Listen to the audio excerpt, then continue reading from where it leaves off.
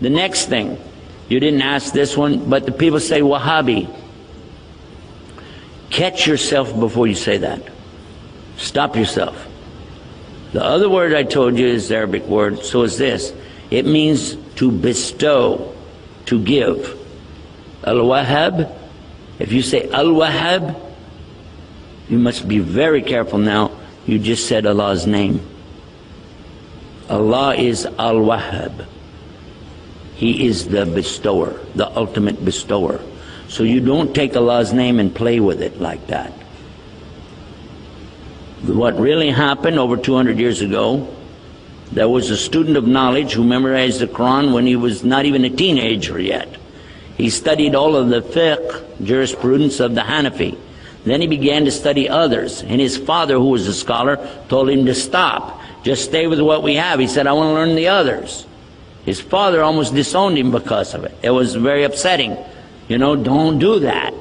But he wanted to learn all of it so he could understand, and he began to learn quite a bit. He became convinced that he needed to learn more, and he discovered through this learning that the people of his time were making a grave mistake. I used the right word too, because they were worshiping at graves. They were literally going to graves and calling upon dead people to help them. Righteous people, good people, but they're dead.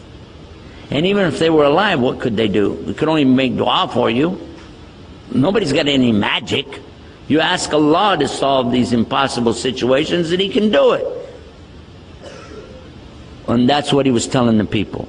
And some of those who were making money or getting good position in the community out of these grave worshiping deals took exception to his group because they came in and kicked over all of these monuments on these graves. And of course they had no evidence to support what they did, so instead of dealing with the rationale of why don't you look at what you're doing is wrong, instead they labeled his followers as Wahhabi. Why? Because they couldn't call him by his real name. His name was Muhammad, and they would have had to say they're Mohammedans. And no Muslim would do that anyway. So they call him Wahhabi because his father was Abdul Wahhab. So he was Muhammad ibn Abdul Wahhab, and he wrote a book called Kitab al-Iman. The book, if you read it and take the cover off and you don't know who wrote it, you'll say, this is a great book. It's very good about the belief in Allah is one and the teachings that come with it. It's kind of like a workbook. It just has a few verses or something and then tells you to go look up the rest of it.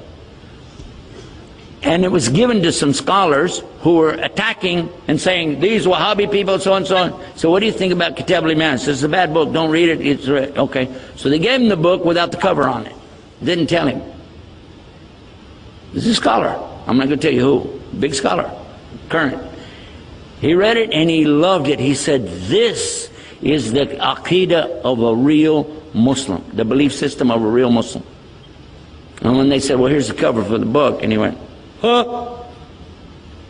And he said, astaghfirullah, I made a mistake. Big mistake.